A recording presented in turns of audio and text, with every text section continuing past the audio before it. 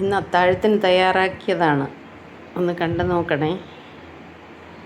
നല്ല മത്തിക്കറിയും അതോടൊപ്പം തന്നെ ചക്ക വരട്ടിയതുമാണ്. ചക്ക കുഴച്ചത്.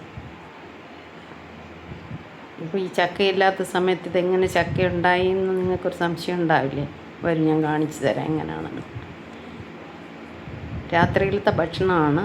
നമുക്ക് എപ്പോഴും ചോറ് തിന്നുണ്ടല്ലോ, അപ്പം അങ്ങനെ രാത്രി ആയപ്പോഴുണ്ടാക്കിയതാണ്. ഒന്ന് ചെയ്ത് നോക്കണേ നിങ്ങൾ.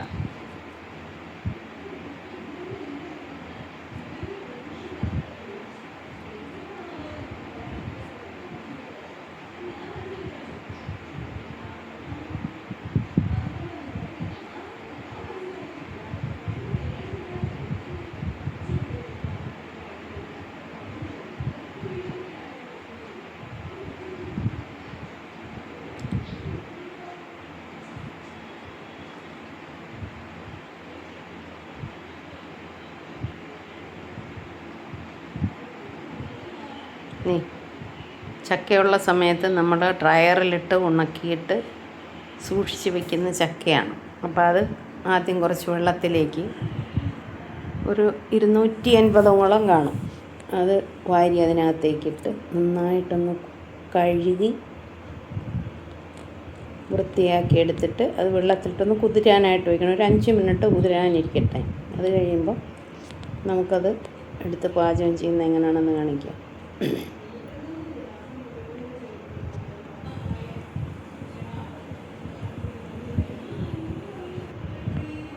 അതിനകത്തേക്ക് കുറച്ച് മഞ്ഞൾപ്പൊടി,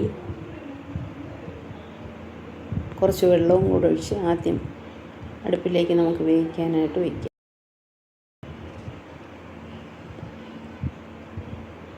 കണ്ടിഷ്ടമായാൽ ചാനലൊന്ന് സബ്സ്ക്രൈബ് ചെയ്തേക്കണേ.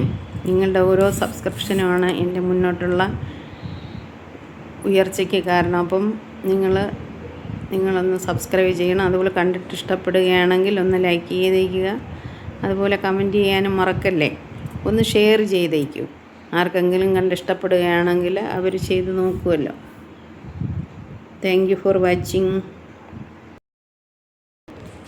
ഒരു 10 മിനിറ്റോളം ഒന്ന് വേവിക്കാൻ അനുവദിക്കുക. ഒരുപാട് വേകണമെന്നില്ല, കാരണം ചക്ക അറിയാലോ ഒരുപാട് വേവുള്ള സാധനമല്ല. അത് കഴിഞ്ഞിട്ട് അരയ്ക്കാനായിട്ട് ഉള്ളി, വെളുത്തുള്ളി, പച്ചമുളക്, കറിവേപ്പില, നല്ല ജീരകം ഇതെല്ലാം കൂടെ ഒരു മിക്സിയുടെ ജാർ എടുത്തിട്ട് അതിനകത്തേക്കിട്ട് ഒന്ന് ക്രഷ് ചെയ്ത്, ഒരുപാട് അരയരുത്. ഒരു അവിയലിനൊക്കെ നമ്മൾ അരയ്ക്കാറില്ലേ, അതേ പരുവത്തിൽ അരച്ചെടുക്കുക. ഷുഗറുള്ളവർക്കൊക്കെ അരിയാഹാരം കൂടുതൽ കഴിച്ചുകൂടാമല്ലോ.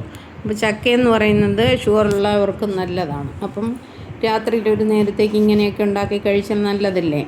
അരിയാഹാരം കുറയ്ക്കാം, അതുപോലെ ഷുഗറിന് നല്ലതാണ്. അപ്പോൾ അതുകൊണ്ട് നിങ്ങളൊന്ന് ചെയ്ത് നോക്കണേ. ഷുഗർ പേഷ്യൻസിനൊക്കെ വളരെ ഉപകാരപ്പെട്ട ഒരു റെസിപ്പിയാണിത്.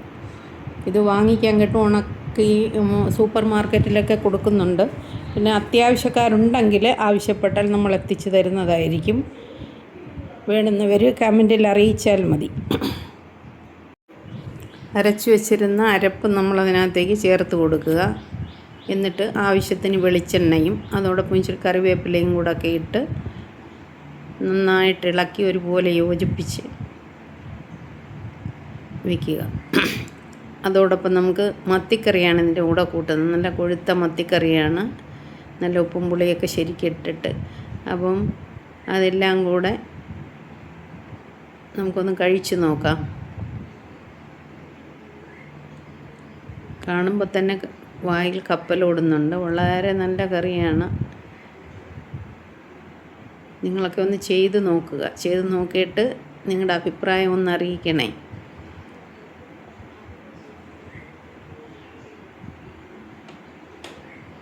Thank you for watching. Thank you. Subscribe ചെയ്യാൻ മറക്കല്ലേ.